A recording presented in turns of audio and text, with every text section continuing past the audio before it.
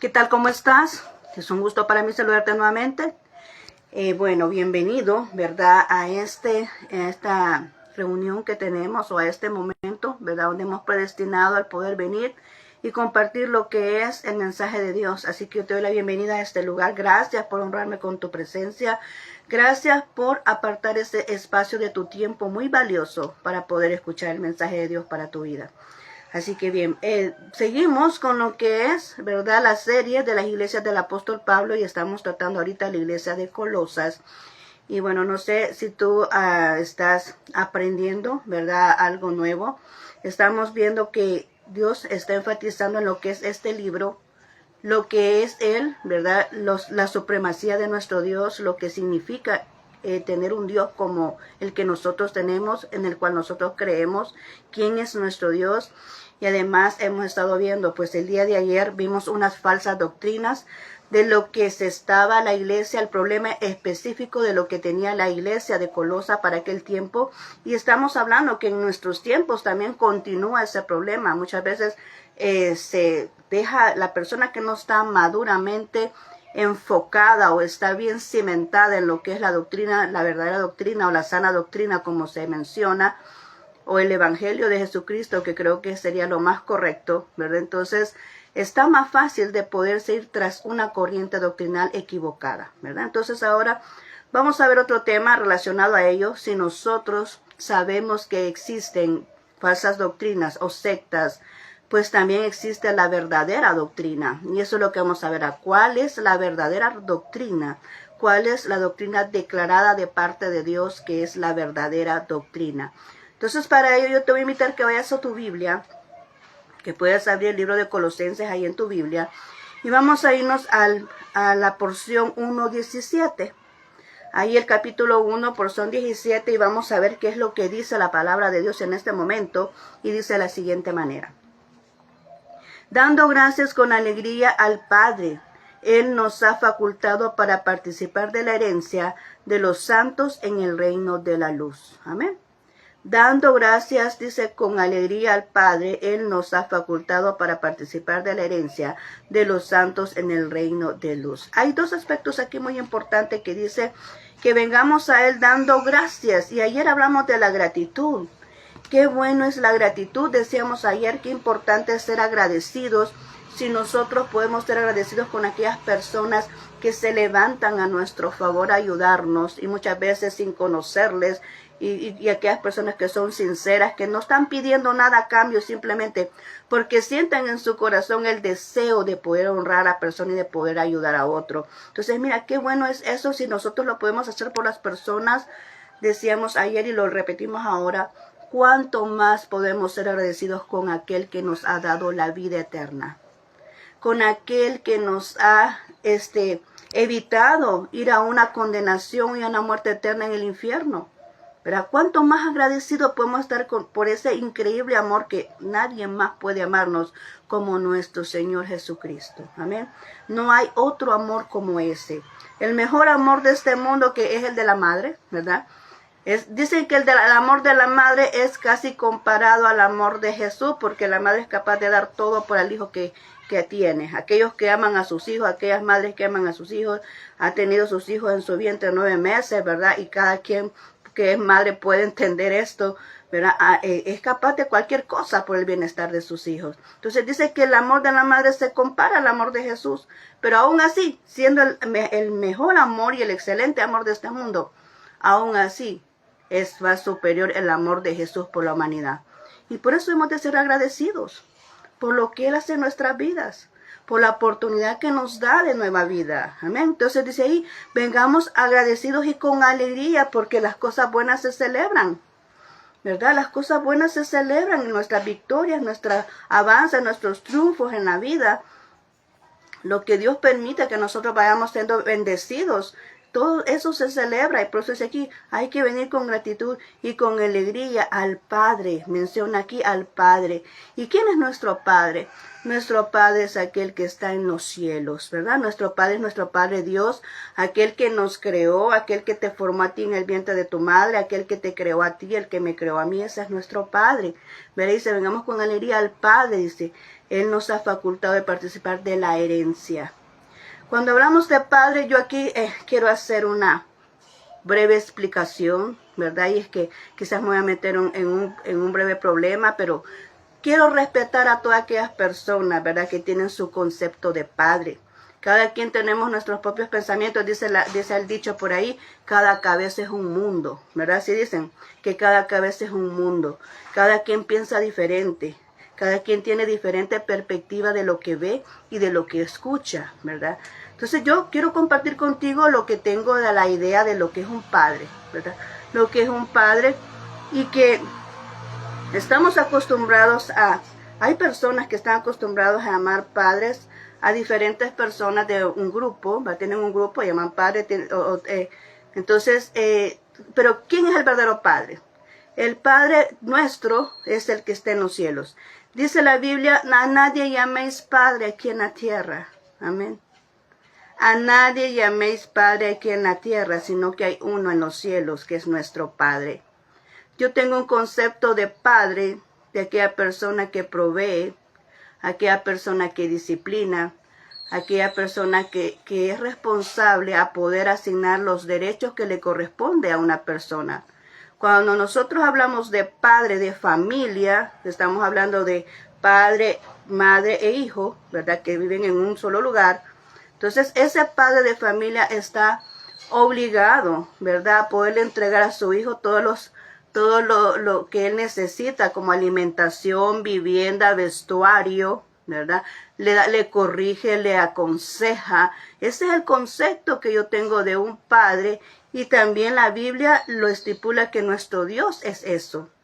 Nuestro Dios nos disciplina, nuestro Dios nos orienta, nos aconseja, nuestro Dios nos, ¿cómo se llama? Nos bendice, ¿verdad? No, cualquier puede decir, bueno, es que este trabajo yo lo fui a buscar y yo salí bien en la evaluación. Sí, pero es Dios quien abrió la puerta, es Dios quien permitió esa oportunidad. Todo lo que pasa en nuestra vida es Dios permitiéndolo. Entonces yo hago esta aclaración por aquellos conceptos que existen acerca de un padre, ¿verdad? Yo quise dar mi idea, ¿verdad? Mi propio concepto de lo que es un padre, ¿verdad? Y el padre que cuando no tenemos un padre terrenal, pues tenemos un padre celestial que siempre está pendiente de cada uno de nosotros, ¿verdad? Y siempre está ahí. De lo que nosotros necesitamos, pues Él lo puede otorgar. Soy de aquellas personas que creen que yo vengo a mi Padre Celestial con la necesidad que yo tengo, y Dios se encarga de levantar personas a mi favor, ¿verdad? En aquello que yo necesito. Toca los corazones de las personas para bendecirme, y muchas veces sin personas que yo no pueda conocer, ¿verdad? Entonces yo creo en ese sistema. Yo creo en que Dios es así, ¿verdad? En que no soy yo el que tengo que buscar la ayuda, sino que la ayuda viene porque Dios toca los corazones de las personas, y a esas personas Dios las bendice, ¿verdad? Porque aquí, haciendo un paréntesis ya fuera el tema, es que Dios dice, al que al pobre da, a Dios presta y Él pagará. ¿Quién es el que va a responder a aquella ayuda que alguien de corazón se levante y decir, yo quiero ayudar a esta persona? ¿Quién es el que va a responder? Nuestro Dios. Porque Dios fue el que te hizo sentir en tu corazón esa necesidad de ayudar a otro, pues Dios te va a bendecir a ti. Él es el que va a responder ante aquella opción, aquella acción buena que tú hiciste de ayudar a aquel que no te pueda devolver el favor. Amén. Porque esa es la verdadera bendición. Cuando alguien se levanta a ayudar a aquel que no le puede responder el favor. Entonces aquí dice que el Padre es aquel que otorga, es aquel que bendice, es aquel que está pendiente, ¿verdad?, de sus hijos, es aquel que provee de todo lo que su hijo necesita. Por lo tanto, aquí dice que Él nos ha hecho partícipes de una herencia.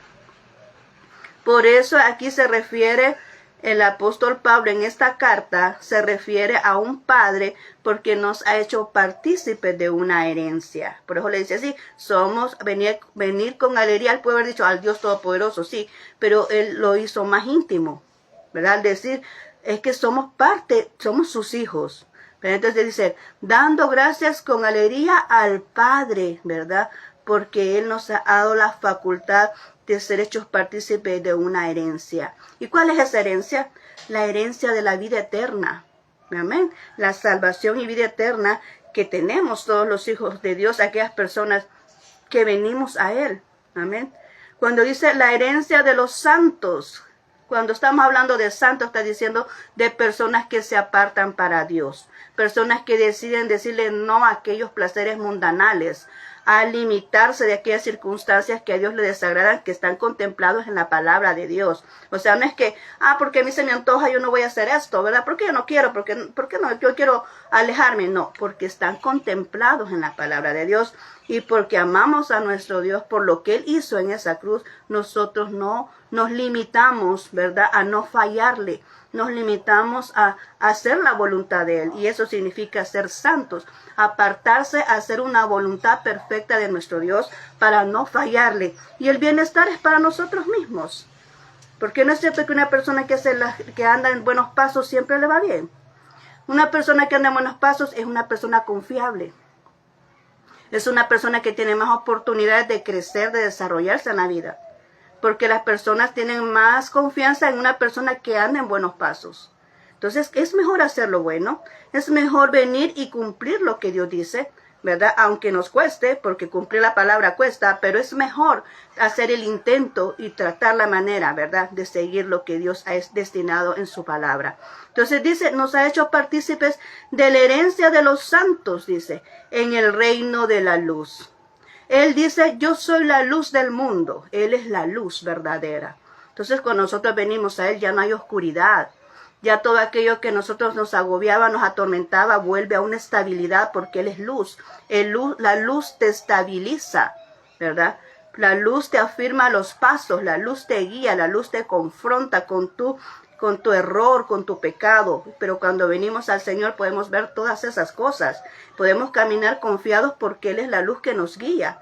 Él es la luz que nos mantiene en una situación estable, ¿verdad? Entonces dice Él, venimos de las tinieblas al reino de su luz.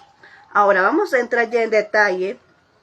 Y es que vamos a ver aquí ciertas características de lo que es la persona de Cristo, porque la doctrina verdadera es Cristo Jesús, ¿verdad? Entonces vamos a ver cuál es la persona de Cristo, cuál es la persona y la posición de Cristo en nuestras vidas para poder decir que estamos viviendo la verdadera doctrina, que estamos practicando la verdadera doctrina. El fundamento es nuestro Señor Jesucristo y eso no lo podemos cambiar porque así está estipulado en la palabra de Dios. Amén. Él es el fundamento. Entonces nosotros aquí vamos a hablar cuál es la característica de lo que es nuestro Señor Jesucristo, de la persona de Él. En primer lugar dice que Él es nuestro Redentor. Cuando tú hablas de la sana doctrina tienes que entender esto. Tú tienes a Jesús como tu Redentor. En primer lugar, tienes que entender que tienes que tener a Jesús como tu Redentor. Amén. Y aquí lo vemos en versículo 13-14 de Colosenses del mismo capítulo. Vamos a ver, dice aquí en el 13-14, dice, Él nos libró del dominio de la oscuridad y nos trasladó al reino de su amado Hijo, en quien tenemos redención de perdón de pecados. Amén. Tenemos que creer que Él es nuestro Redentor porque Él es el que nos rescató. Cuando hablamos de redención, estamos diciendo de alguien que te rescata de un problema, de una dificultad, de algo en que te encuentras, no encuentras ahí un problema, necesitas ser resuelto. Alguien que te da la mano para levantarte del lugar donde estás allí en mala condición. Nosotros estamos hundidos en nuestro pecado. Desde el hecho de Adán y Eva, desde que pecaron nosotros, todo ser humano está hundido en el pecado. Pero cuando viene y reconoce a Jesús como Rey y Señor de su vida, en ese momento Él da la mano y dice, yo te levanto de ese pecado. Yo te restauro de ese pecado. Amén.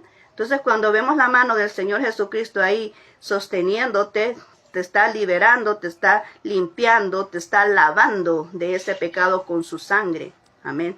Entonces por eso ahí Él es nuestro Redentor, es nuestro rescate en el momento de aquella dificultad que podamos estar cruzando. Entonces dice ahí, en primer lugar es redención, significa nos rescata, nos levanta de ese lugar donde estamos de perdición, nos perdona nuestros pecados y no importa qué pecados sean. Hay gente que dice, mira, es que eso de seguir a Jesús es para otra gente, no es para mí, dice la gente. Es que no soy demasiado pecador, yo no puedo recibir a Jesús, eso es para otro tipo de gente. Yo quiero decirte que Dios dice allá en Juan 3:16 que Él vino a todo el mundo.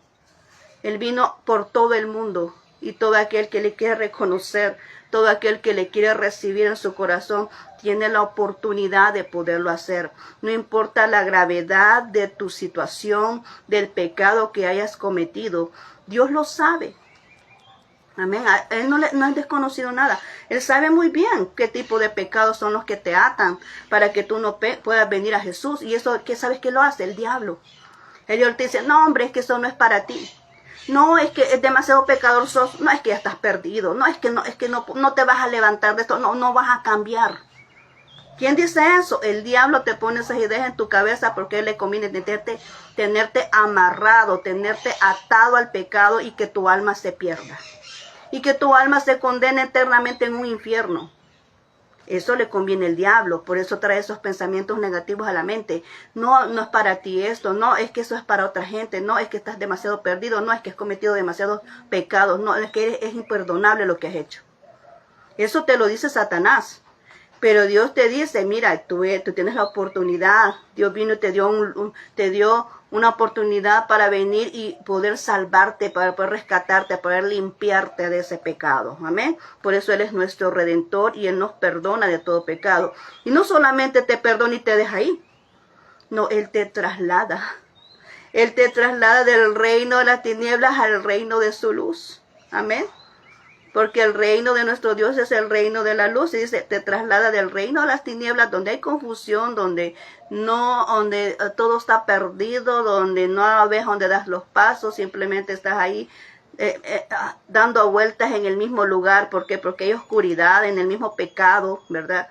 Pero cuando vienes a la luz de Jesús, ves todas las cosas y entiendes todas las cosas y andas establemente, andas con tu camino estable, dando pasos firmes de lo que Dios ha dicho en tu vida, conoces tu propósito, empiezas a trabajar con tu verdadero propósito, no con el que el diablo te mostró. Hay personas en este mundo que están trabajando con propósitos que no son los que Dios le dio, sino los que el diablo les presentó. Y están perdiendo su vida en un propósito que no es el destinado de Dios para su vida. Y perdiendo su alma. Amén. Porque eso es lo que le conviene a Satanás. Pero aquí dice el Señor, Él te traslada de las tinieblas a la luz, para que puedas estar estable, para que des pasos firmes, para que cumplas tu propósito como Dios lo ha establecido, ¿verdad? Que debe de ser. Entonces, mira qué importante es esto. El primer paso es que nosotros debemos de reconocer que nuestro Señor es nuestro Redentor, es nuestro rescate. En segundo lugar, Él es la cabeza de la creación, ¿verdad? Allá en el versículo 15-17 del capítulo 1 lo podemos ver y dice, imagen de Dios invisible, el primogénito de toda la creación. Por medio de Él fueron creadas todas las cosas, en el cielo, en la tierra, invisibles e invisibles, ¿verdad? Sean tronos, poderes, principados o autoridades, todo ha sido creado por medio de Él y para Él. Vemos aquí ciertas circunstancias. Dice que Él es la cabeza de la creación. Por Él fueron creadas todas las cosas y fueron creadas por medio de Él y para Él. ¿Qué fue lo que fue creado? El cielo y la tierra. En primer lugar, el cielo y la tierra, todo lo que tú ves fue creado por nuestro Dios. Nosotros fuimos creados por nuestro Dios. ¿Verdad? Yo no creo en aquello de que venimos del mono o que de una célula, no. Yo creo en que nosotros fuimos creados por Dios, así lo establece la Biblia, y hay evidencias, ¿verdad?, contundentes de que así es. Entonces nosotros fuimos creados por Dios, toda la creación fue creada por Dios, toda la creación es un testimonio de lo que Dios es una faceta de lo de que Dios es, ¿verdad?, es su personalidad. Todos nosotros somos creados por Dios, el cielo y la tierra, las personas, todo lo que existe. También dice lo visible y lo invisible. O sea, hay cosas invisibles, hay aspectos invisibles, no los podemos ver con nuestros ojos, pero ahí dice que todo lo que nosotros vemos y todo lo que no podemos ver con nuestros ojos naturales han sido creadas por Él. Dice lo visible y lo invisible. Y la jerarquía de ángeles, porque cuando hablamos aquí, dice sean tronos, sean poderes, sean principados, estamos hablando de la jerarquía angelical. ¿Ven? La jerarquía angelical, ¿por qué? Porque los colosenses estaban adorando a los ángeles. ¿Te recuerdas que hablamos ayer de eso? Que ellos adoraban a los ángeles, los veían superiores a Jesús. Y aquí está diciendo es que Jesús es el que, o sea, nuestro Dios Jesús, es el que creó los ángeles y están a dominio de él, son sus subordinados, ¿verdad? Los ángeles, porque él es la autoridad máxima, él es la cabeza, dice aquí, él es la cabeza de la creación. Entonces todos los seres angelicales están sometidos bajo su autoridad. Entonces dice, todo esto fue creado por él y para él. Mira qué sorprendente es esto. Esta es la doctrina verdadera, ¿verdad? Primero, reconocer que él es nuestro Redentor y segundo, que él es la cabeza de toda la creación, que fuera de él no hay nada, todo fue creado por él. Amén. Y luego dice que él fue la cabeza de la creación espiritual, ¿verdad? Allá en el verso 18 dice, él es la cabeza del cuerpo, que es la iglesia. Él es el principio, el primogénito de la resurrección, para ser en todos el primero. Amén. Entonces vemos aquí que él es la cabeza de la iglesia. Eso ya lo hemos escuchado muchas veces, solamente lo estamos como repitiendo para dejar enfocado, para dejarnos bien cimentado lo que es la verdadera doctrina. Lo vimos anteriormente en el primer tema como la supremacía de Dios. ¿Verdad? Vimos que él es el único Dios verdadero, que fuera de él no hay nada, no hay nadie. Amén. Entonces lo vimos en el primer tema como la supremacía de Dios y hoy lo vemos como la sana doctrina. Lo vemos como la doctrina verdadera, que si tú crees en que Jesús es el que es la persona, ¿verdad? Es el Redentor, es la cabeza de la creación y es la cabeza de la iglesia. Entonces tú estás en la doctrina correcta, ¿verdad? Él es la cabeza, él es el cuerpo de la iglesia. Él es el principio de todo. Él es el principio de todo. Él es el primogénito de la resurrección. Decíamos, no ha resucitado nadie más. No hemos visto a Mahoma, a Buda, a no sé quién es más resucitar. No, solamente Jesús ha resucitado y él es el primero que resucitó. Entonces podemos ver aquí estos elementos muy importantes para poder decir cuál es la sana doctrina. Para no equivocarnos, ¿verdad? Ya vemos como último punto aquí. Dice, él es el preeminente. Él es el preeminente. Dice que mora en la plenitud de los poderes y atributos divinos. Eso es lo que dice acá la palabra de Dios. Dice, mora en la plenitud de los poderes y atributos divinos. Y eso está en el versículo 19. Tú puedes ir a ver en tu Biblia. En la porción 19 dice, porque a Dios le agradó habitar en él con toda plenitud.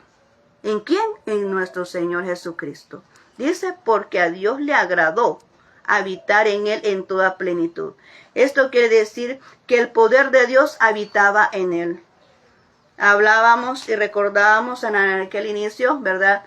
Que dice ahí que Jesús se despojó de su deidad, ¿verdad? Se despojó de su deidad para venir como humano a este mundo, ¿verdad? Entonces ahí es donde se representa esto, que todo el poder de Dios se depositó en Jesús para poder venir y ejercer su ministerio, ¿verdad? Por eso decimos que Él es preeminente. Además, dice ahí que es partícipe de todos los atributos divinos. Nuestro Dios tiene atributos divinos y atributos comunicables. ¿Cuáles son esos? Bueno, los atributos comunicables son aquellos de los cuales nosotros también poseemos. Como por ejemplo el amor, ¿verdad? O sea, el amor que puede tener los sentidos. No, espérate, ¿cómo es el amor, la humildad, ¿verdad? Todos esos componentes que él puede percibir como humanos, que nosotros decimos que nos parecemos a Dios como humanos, son todos esos componentes o esos atributos que Dios nos compartió a nosotros en el momento, ¿verdad?, que nos dio el aliento de vida. Pero hay otros que son incomunicables, como los que son, o los atributos divinos, que es la omnipotencia, que es la omnipresencia.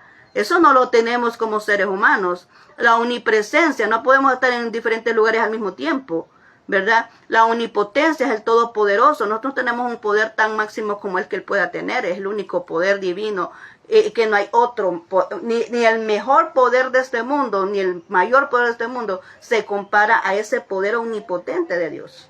Amén. Son los atributos divinos, pero Jesús sí fue partícipe de ellos, es partícipe de ellos, ¿verdad? Jesús es partícipe de esos atributos divinos, como lo es también el Espíritu Santo, ¿verdad? Entonces, Él es omnipotente, Él es omnisciente, lo sabe todo. Él es omnipotente, ¿verdad? Entonces lo podemos ver de esta manera, que dice que Él es partícipe de estos atributos de parte de Dios. Y eso es lo que lo hace a Dios, lo que hace a Jesús ser Dios. Jesús es Dios. Jesús es Dios, como el Espíritu Santo es Dios y como el Padre es Dios. ¿Son tres diferentes? No, no son tres diferentes. Son tres, se manifiestan en tres personas, pero es uno solo, ¿verdad? Ese es un tema algo complicado, siempre lo he dicho, no muchos lo podemos entender, pero la palabra de Dios así dice, que ellos se manifiestan en tres personas, pero son uno solo, ¿verdad? Entonces Jesús es Dios. Él es Dios, ¿verdad? Entonces nosotros ahí podemos entender que son estos componentes muy importantes que debemos entender para poder decir si estamos en la verdadera doctrina. Y ya para terminar vamos a hacer nada más este repaso. ¿Cómo saber que estamos en la verdadera doctrina? ¿Crees en Dios, en que Él es tu Redentor? Según el libro de Colosenses, ¿por qué? Porque este problema, recordemos que lo estaba ahorita, lo estaba el apóstol Pablo, estaba manifestando esto, estaba recordando esta doctrina que ya se les había dado. Y por cierto, quien se lo dio fue ¿cómo se llama? Su discípulo, por decirlo así, Epafras, ¿verdad? Esta persona fue el que le ayudó a él a discipular a esta iglesia, ¿verdad? Porque él estaba en la cárcel. Pero él estaba recordando esto, que es su doctrina, que es la doctrina que él estaba compartiendo a sus iglesias. Entonces le dice, si tú sabes, si tú reconoces a la iglesia, le dijo, usted tiene que recordar que el Señor es su Redentor, que no es otro personaje que vino a redimirlo, sino nuestro Señor Jesucristo es el que lo redimió.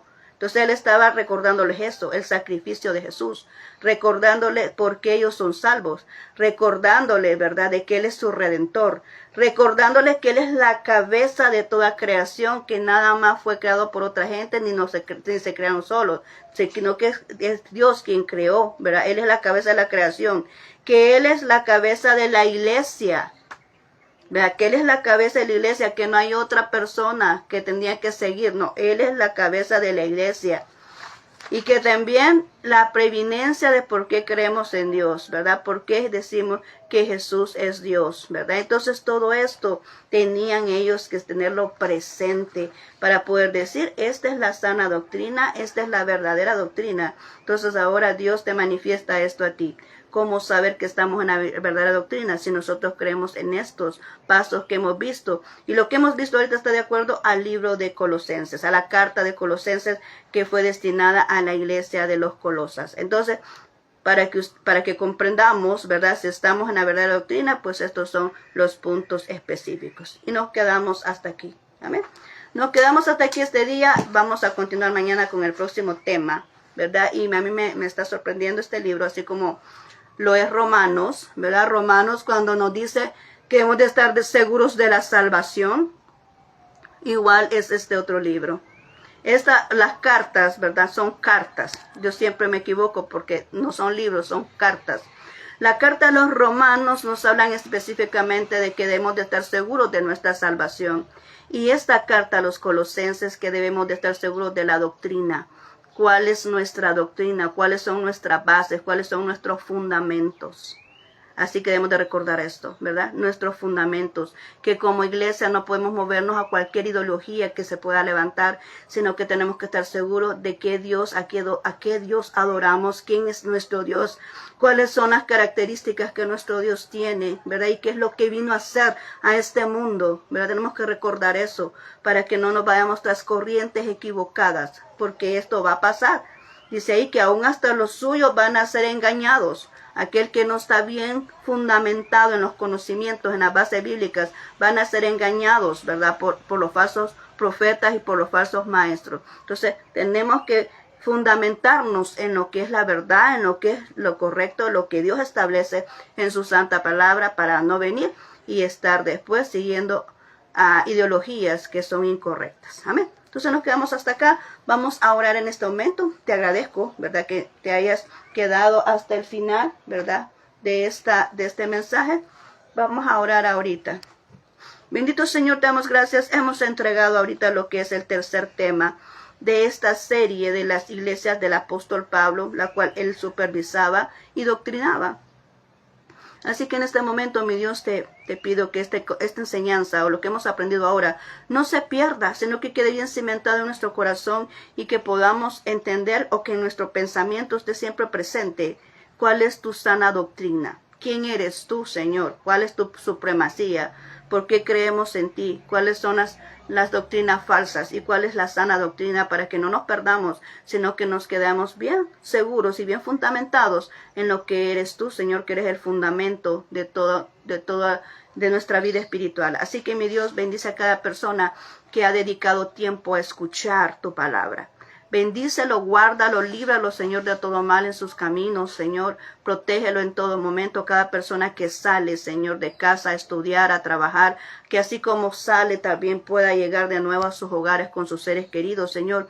Bendice a cada persona que toma bien como primer lugar escuchar tu voz, Señor, leer tu palabra, poner el día en tus manos, Señor. Bendice a esa persona. También a aquellos que están con necesidades en sus hogares, Señor, que necesitan una oportunidad de empleo, Señor, que están pasando dificultades. Sé tú resolviendo cada una de esas necesidades, pues hemos visto que tú eres nuestro Padre. Y el Padre, eso es lo que hace, resuelve nuestras necesidades cuando estamos cruzando por alguna de ellas. También sana aquel que está enfermo, el que está ahorita en una cama, está rendido ahí, Señor, afectado en su salud, Señor, sé trayendo sanidad a esa persona, Señor, ya sea que esté en su casa o que esté en un centro asistencial, Señor. Sé tú ayudándole, sé tú sanándole, sé tú restaurando esa salud. Gracias, bendito Señor. En tus manos nos encomendamos en este día. Y gracias, Señor, por habernos permitido amanecer y poder respirar en este momento. Bendice, Señor, a aquella persona que necesita ayuda de ti. Gracias, bendito Señor. Amén y amén. Muy bien, muchas gracias, ¿verdad?, por haberme acompañado en este momento. Yo te deseo un feliz día, ¿verdad? Y bueno, te espero el día de mañana con el otro tema, ¿verdad? Si Dios lo permite, vamos a estar compartiendo la continuación, ¿verdad?, de lo que es esta serie. Así que muchas gracias por acompañarme. Bueno, te deseo un feliz día. Muchas gracias y muchos abrazos donde estás y bendiciones.